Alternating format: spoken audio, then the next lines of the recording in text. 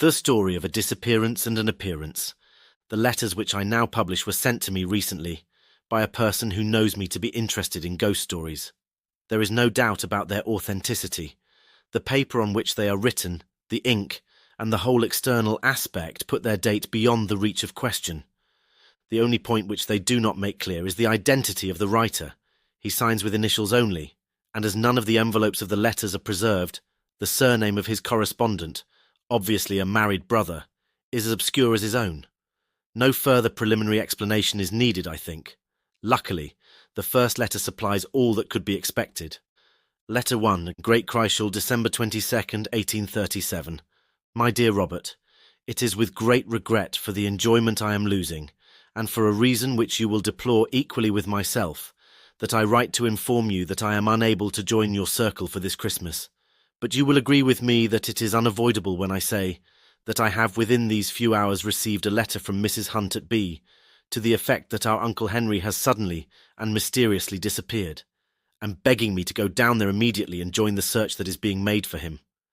Little as I, or you either, I think, have ever seen of Uncle, I naturally feel that this is not a request that can be regarded lightly, and accordingly I propose to go to B by this afternoon's mail, reaching it late in the evening. I shall not go to the rectory, but put up at the King's Head, and to which you may address letters. I enclose a small draft, which you will please make use of for the benefit of the young people. I shall write you daily, supposing me to be detained more than a single day, what goes on, and you may be sure, should the business be cleared up in time to permit of my coming to the manor after all, I shall present myself. I have but a few minutes at disposal. With cordial greetings to you all, and many regrets, believe me, your affectionate brother, W.R. Letter 2, King's Head, December 23rd, 1837. My dear Robert, in the first place there is as yet no news of Uncle H, and I think you may finally dismiss any idea, I won't say hope, that I might after all turn up for Xmas. However, my thoughts will be with you, and you have my best wishes for a really festive day. Mind that none of my nephews or nieces expend any fraction of their guineas on presents for me. Since I got here I have been blaming myself for taking this affair of Uncle H too easily. From what people here say, I gather that there is very little hope that he can still be alive. But whether it is accident or design that carried him off I cannot judge. The facts are these. On Friday the 19th he went as usual shortly before 5 o'clock to read evening prayers at the church, and when they were over, the clerk brought him a message, in response to which he set off to pay a visit to a sick person at an outlying cottage, the better part of 2 miles away. He paid the visit, and started on his return journey at about 6:30. This is the last that is known of him. The people here are very much grieved at his loss. He had been here many years, as you know, and though, as you also know, he was not the most genial of men, and had more than a little of the martinet in his composition, he seems to have been active in good works, and unsparing of trouble to himself. Poor Mrs. Hunt, who has been his housekeeper ever since she left Woodley, is quite overcome. It seems like the end of the world to her. I am glad that I did not entertain the idea of taking quarters at the rectory, and I have declined several kindly offers of hospitality from people in the place, preferring as I do to be independent, and finding myself very comfortable here. You will of course wish to know what has been done in the way of inquiry and search. First, nothing was to be expected from investigation at the rectory, and to be brief, nothing has transpired. I asked Mrs. Hunt, as others had done before, whether there was either any unfavourable symptom in her master such as might portend a sudden stroke or attack of illness, or whether he had ever had reason to apprehend any such thing. But both she and also his medical man were clear that this was not the case. He was quite in his usual health. In the second place, naturally, ponds and streams have been dragged, and fields in the neighbourhood which he is known to have visited last have been searched, without result. I have myself talked to the parish clerk and, more important, have been to the house where he paid his visit. There can be no question of any foul play on these people's part. The one man in the house is ill in bed and very weak. The wife and the children, of course, could do nothing themselves, nor is there the shadow of a probability that they or any of them should have agreed to decoy poor Uncle H out in order that he might be attacked on the way back. They had told what they knew to several other inquirers already, but the woman repeated it to me. The rector was looking just as usual. He wasn't very long with the sick man. He ain't, she said, like some what has a gift in prayer. But there, if we was all that way, however would the chapel people get their living? He left some money when he went away, and one of the children saw him cross the stile into the next field. He was dressed as he always was, wore his bands. I gather he is nearly the last man remaining who does so, at any rate in this district. You see, I'm putting down everything. The fact is that I have nothing else to do, having brought no business papers with me, and moreover, it serves to clear my own mind, and may suggest points which have been overlooked. So I shall continue to write all that passes, even to conversations if need be. You may read or not as you please, but pray keep the letters. I have another reason for writing so fully, but it is not a very tangible one. You may ask if I have myself made any search in the fields near the cottage. Something, a good deal, has been done by others, as I mentioned, but I hope to go over the ground tomorrow. Bow Street has now been informed, and will send down by tonight's coach, but I do not think they will make much of the job. There is no snow, which might have helped us. The fields are all grass. Of course I was on the qui-vive for any indication today, both going and returning, but there was a thick mist on the way back, and I was not in trim for wandering about unknown pastures, especially on an evening when bushes looked like men, and a cow lowing in the distance might have been the last trump. I assure you, if Uncle Henry had stepped out from among the trees in a little copse which borders the path at one place, carrying his head under his arm, I should have been very little more uncomfortable than I was. To tell you the truth, I was rather expecting something of the kind. But I must drop my pen for the moment. Mr. Lucas, the curate, is announced. Later. Mr. Lucas has been and gone, and there is not much beyond the decencies of ordinary sentiment to be got from him. I can see that he has given up any idea that the rector can be alive, and that so far as he can be, he is truly sorry. I can also discern that even in a more emotional person than Mr. Lucas, Uncle Henry was not likely to inspire strong attachment. Besides Mr. Lucas, I have had another visitor in the shape of my Boniface, mine host of the King's Head, who came to see whether I had everything I wished, and who really requires the pen of a Boz to do him justice. He was very solemn and weighty at first. "Well, sir," he said, "I suppose we must bow our head beneath the blow, as my poor wife had used to say. So far as I can gather, there's been neither hide nor yet hair of our late respected incumbent scented out as yet, not that he was what the Scripture terms a hairy man in any sense of the word." I said, as well as I could, that I supposed not, but could not help adding that I had heard he was sometimes a little difficult to deal with. Mr. Bowman looked at me sharply for a moment, and then passed in a flash from solemn sympathy to impassioned declamation, when I think, he said, of the language that man see fit to employ to me in this here parlour over no more a matter than a cask of beer. Such a thing as I told him might happen any day of the week to a man with a family, though as it turned out he was quite under a mistake, and that I knew at the time, only I was that shocked to hear him, I couldn't lay my tongue to the right expression. He stopped abruptly and eyed me with some embarrassment. I only said, "Dear me, I'm sorry to hear you had any little differences. I suppose my uncle will be a good deal missed in the parish." Mr. Bowman drew a long breath. "Ah, yes," he said. "Your uncle. You'll understand me when I say that for the moment it had slipped my remembrance that he was a relative, and natural enough, I must say, as it should. For as to you bearing any resemblance to him, the notion of any such a thing is clean ridiculous. All the same, and I have bore it in my mind, you'll be among the first to feel, I'm sure, as I should have abstained my lips, or rather I should not have abstained my lips with no such reflections." I assured him that I quite understood, and was going to have asked him some further questions, but he was called away to see after some business. By the way, you need not take it into your head that he has anything to fear from the inquiry into poor Uncle Henry's disappearance, though no doubt in the watches of the night it will occur to him that I think he has, and I may expect explanations tomorrow. I must close this letter. It has to go by the late coach. Letter 3. December 25th, 1837. My dear Robert, this is a curious letter to be writing on Christmas Day, and yet after all there is nothing much in it. Or there may be, you shall be the judge. At least, nothing decisive. The Bow Street men practically say that they have no clue, The length of time and the weather conditions have made all tracks so faint as to be quite useless. Nothing that belonged to the dead man, I'm afraid no other word will do, has been picked up. As I expected, Mr. Bowman was uneasy in his mind this morning. Quite early I heard him holding forth in a very distinct voice, purposely so, I thought, to the Bow Street officers in the bar, as to the loss that the town had sustained in their rector, and as to the necessity of leaving no stone unturned. He was very great on this phrase, in order to come at the truth. I suspect him of being an orator of repute at convivial meetings. When I was at breakfast he came to wait on me, and took an opportunity when handing a muffin to say in a low tone, "I hope, sir, you recognise as my feelings towards your relative is not actuated by any taint of what you may call malignity. You can leave the room, Eliza. I will see the gentleman as all he requires with my own hands.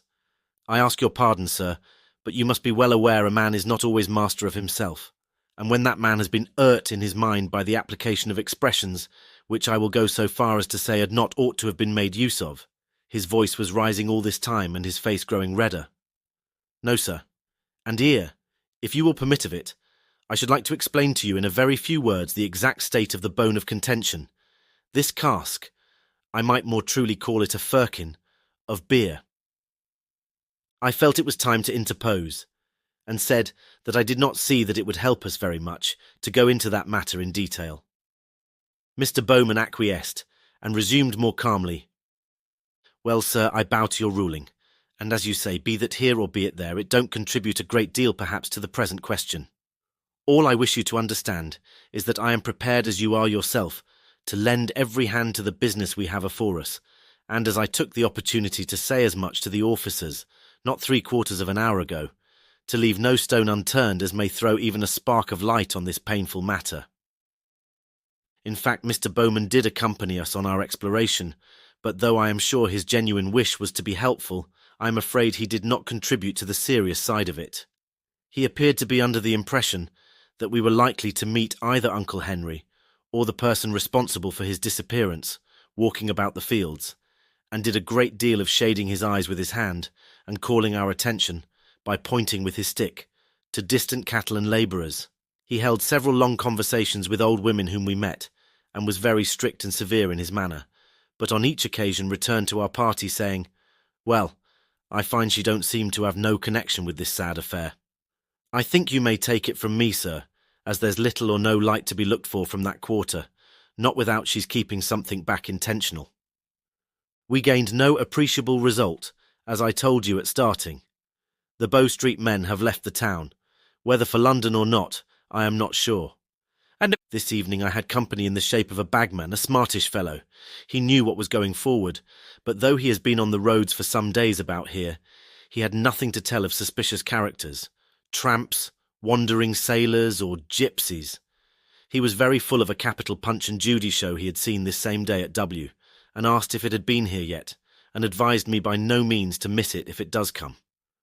The best Punch and the best Toby dog, he said, he had ever come across. Toby dogs, you know, are the last new thing in the shows. I have only seen one myself, but before long all the men will have them. Now you will want to know, do I trouble to write all this to you? I am obliged to do it because it has something to do with another absurd trifle, as you will inevitably say, which in my present state of rather unquiet fancy, nothing more perhaps, I have to put down. It is a dream, sir, which I am going to record, and I must say it is one of the oddest I have had. Is there anything in it beyond what the bagman's talk and Uncle Henry's disappearance could have suggested? You, I repeat, shall judge. I am not in a sufficiently cool and judicial frame to do so. It began with what I can only describe as a pulling aside of curtains, and I found myself seated in a place. I don't know whether indoors or out.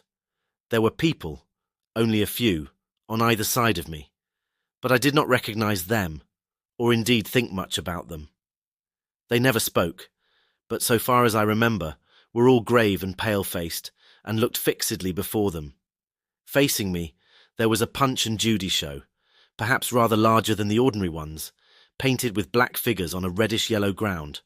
Behind it and on each side was only darkness, but in front there was a sufficiency of light. I was strung up to a high degree of expectation, and listened every moment to hear the panpipes and the roo-too it. Instead of that, there came suddenly an enormous, I can use no other word, an enormous single toll of a bell, I don't know from how far off, somewhere behind. The little curtain flew up, and the drama began. I believe someone once tried to rewrite Punch as a serious tragedy, but whoever he may have been, this performance would have suited him exactly. There was something satanic about the hero. He varied his methods of attack. For some of his victims he lay in wait, and to see his horrible face, it was yellowish-white, I may remark, peering round the wings made me think of the vampire in Fuseli's foul sketch. To others he was polite and carnying, particularly to the unfortunate alien who can only say shalabala, though what Punch said I never could catch. But with all of them, I came to dread the moment of death. The crack of the stick on their skulls, which in the ordinary way delights me, had here a crushing sound as if the bone was giving way, and the victims quivered and kicked as they lay. The baby, it sounds more ridiculous as I go on, the baby, I am sure, was alive. Punch wrung its neck, and if the choke or squeak which it gave were not real, I know nothing of reality. The stage got perceptibly darker as each crime was consummated, and at last there was one murder which was done quite in the dark, so that I could see nothing of the victim, and took some time to effect. It was accompanied by hard breathing and horrid muffled sounds, and after it Punch came and sat on the footboard and fanned himself and looked at his shoes, which were bloody, and hung his head on one side, and sniggered in so deadly a fashion that I saw some of those beside me cover their faces, and I would gladly have done the same. But in the meantime the scene behind Punch was clearing, and showed, not the usual house front, but something more ambitious, a grove of trees, and the gentle slope of a hill with a very natural, in fact, I should say a real, moon shining on it. Over this there rose slowly an object which I soon perceived to be a human figure with something peculiar about the head, what I was unable at first to see. It did not stand on its feet, but began creeping or dragging itself across the middle distance towards Punch, who still sat back to it, and by this time, I may remark, though it didn't occur to me at the moment, that all pretence of this being a puppet show had vanished. Punch was still Punch, it is true, but, like the others, was in some sense a live creature, and both moved themselves at their own will. When I next glanced at him, he was sitting in malignant reflection, but in another instant something seemed to attract his attention, and he first sat up sharply, and then turned round, and evidently caught sight of the person that was approaching him, and was in fact now very near. Then, indeed, did he show unmistakable signs of terror. Catching up his stick, he rushed towards the wood, only just eluding the arm of his pursuer, which was suddenly flung out to intercept him. It was with a revulsion which I cannot easily express that I now saw more or less clearly what this pursuer was like. He was a sturdy figure clad in black, and, as I thought, wearing bands.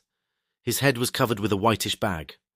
The chase which now began lasted, I do not know how long, now among the trees, now along the slope of the field, sometimes both figures disappearing wholly for a few seconds, and only some uncertain sounds letting one know that they were still afoot.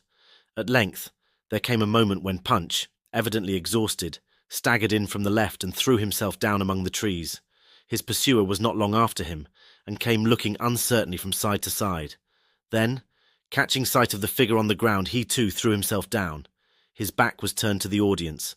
With a swift motion twitched the covering from his head, and thrust his face into that of Punch. Everything on the instant grew dark, and there was one long, loud, shuddering scream, and I awoke to find myself looking straight into the face of, what in all the world do you think, but a large owl, which was seated on my window-sill immediately opposite my bedfoot, holding up its wings like two shrouded arms. I caught the fierce glance of its yellow eyes, and then it was gone.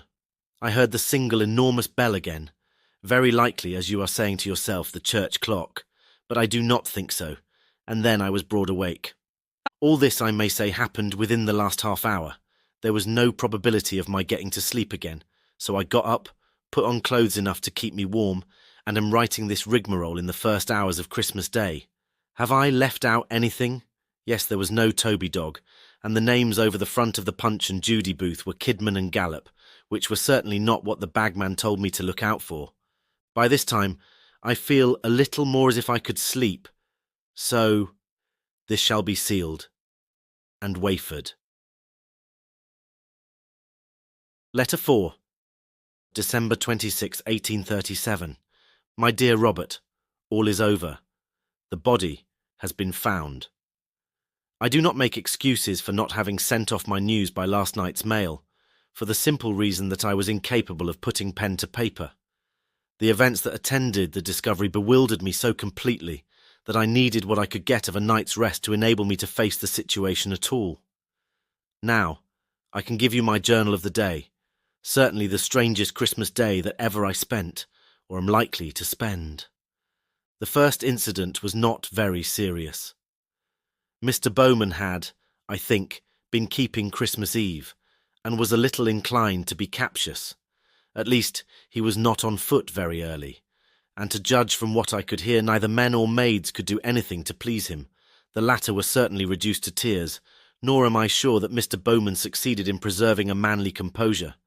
At any rate, when I came downstairs, it was in a broken voice that he wished me the compliments of the season, and a little later on, when he paid his visit of ceremony at breakfast, he was far from cheerful, even Byronic, I might almost say, in his outlook on life. "I don't know," he said, "if you think with me, sir, but every Christmas as comes round the world seems a hollerer thing to me. Why, take an example now from what lays under my own eye. There's my servant Eliza, been with me now for going on 15 years. I thought I could have placed my confidence in Eliza, and yet this very morning, Christmas morning too, of all the blessed days in the year, with the bells a-ringing and all like that, I say, this very morning, had it not have been for Providence watching over us all, that girl would have put, indeed I may go so far to say, had put the cheese on your breakfast table." He saw I was about to speak, and waved his hand at me. "It's all very well for you to say, yes, Mr. Bowman, but you took away the cheese and locked it up in the cupboard," which I did, "and have the key here, or if not the actual key one, very much about the same size." "That's true enough, sir, but what do you think is the effect of that action on me? Why, it's no exaggeration for me to say that the ground is cut from under my feet. And yet when I said as much to Eliza, not nasty, mind you, but just firm-like, what was my return? 'Oh,' she says. 'Well,' she says, 'there wasn't no bones broke, I suppose.' Well, sir, it hurt me, that's all I can say. It hurt me, and I don't like to think of it now." There was an ominous pause here, in which I ventured to say something like, "Yes, very trying," and then asked at what hour the church service was to be. 11 o'clock, Mr. Bowman said, with a heavy sigh. "Ah, you won't have no such discourse from poor Mr. Lucas as what you would have done from our late rector. Him and me may have had our little differences, and did do. More's the pity." I could see that a powerful effort was needed to keep him off the vexed question of the cask of beer, but he made it. But I will say this, that a better preacher, nor yet one to stand faster by his rights, or what he considered to be his rights. However, that's not the question now, I for one never set under. Some might say, was he an eloquent man? And to that my answer would be, well, there you've a better right perhaps to speak of your own uncle than what I have.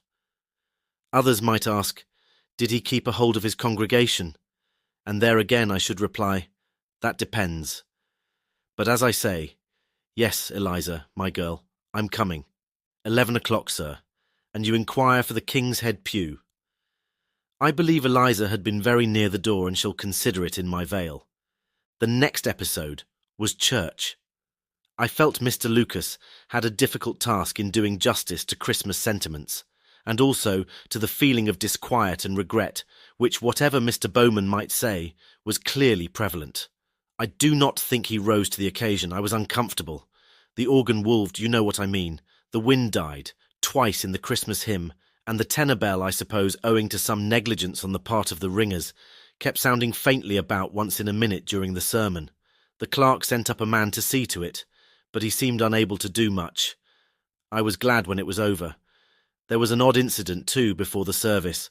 I went in rather early, and came upon two men carrying the parish beer back to its place under the tower. From what I overheard them saying, it appeared that it had been put out by mistake, by someone who was not there. I also saw the clerk, busy folding up a moth-eaten velvet pall. Not a sight for Christmas Day. I dined soon after this, and then, feeling disinclined to go out, took my seat by the fire in the parlour, with the last number of Pickwick, which I had been saving up for some days. I thought I could be sure of keeping awake over this, but I turned out as bad as our friend Smith. I suppose it was 2:30 when I was roused by a piercing whistle and laughing and talking voices outside in the marketplace. It was a Punch and Judy. I had no doubt the one that my bagman had seen at W. I was half delighted, half not. The latter because my unpleasant dream came back to me so vividly. But anyhow, I determined to see it through, and I sent Eliza out with a crown piece to the performers, and a request that they would face my window if they could manage it. The show was a very smart new one. The names of the proprietors, I need hardly tell you, were Italian, Foresta, and Calpigi. The Toby dog was there, as I had been led to expect. All B turned out, but did not obstruct my view, for I was at the large first-floor window and not 10 yards away. The play began on the stroke of 2:45 by the church clock. Certainly it was very good, and I was soon relieved to find that the disgust my dream had given me for Punch's onslaughts on his ill-starred visitors was only transient. I laughed at the demise of the turncock, the foreigner, the beadle, and even the baby. The only drawback was the Toby dog's developing a tendency to howl in the wrong place.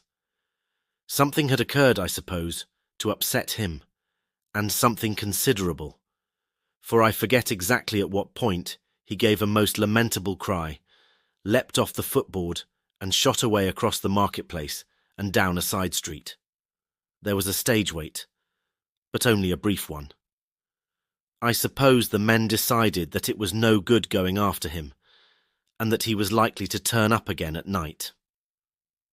We went on. Punch dealt faithfully with Judy, and in fact with all comers.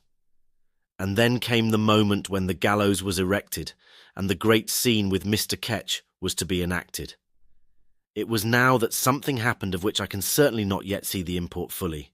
You have witnessed an execution, and know what the criminal's head looks like with the cap on. If you are like me, you never wish to think of it again, and I do not willingly remind you of it. It was just such a head as that I, from my somewhat higher post, saw in the inside of the show box, but at first the audience did not see it. I expected it to emerge into their view, but instead of that there slowly rose for a few seconds an uncovered face, with an expression of terror upon it, of which I have never imagined the like. It seemed as if the man, whoever he was being forcibly lifted, with his arms somehow pinioned or held back, towards the little gibbet on the stage. I could just see the night-capped head behind him. Then there was a cry and a crash. The whole show box fell over backwards. Kicking legs were seen among the ruins, and then two figures, as some said, I can only answer for one, were visible running at top speed across the square and disappearing in a lane which leads to the fields. Of course everybody gave chase. I followed, but the pace was killing, and very few were in, literally, at the death. It happened in a chalk pit. The man went over the edge quite blindly and broke his neck. They searched everywhere for the other until it occurred to me to ask whether he had ever left the marketplace. At first everyone was sure that he had, but when we came to look, he was there, under the show box, dead too. But in the chalk pit, it was that poor Uncle Henry's body was found, with a sack over the head, the throat horribly mangled. It was a peaked corner of the sack sticking out of the soil that attracted attention. I cannot bring myself to write in greater detail. I forgot to say the men's real names were Kidman and Gallop. I feel sure I have heard them, but no one here seems to know anything about them. I am coming to you as soon as I can after the funeral. I must tell you when we meet what I think of it all.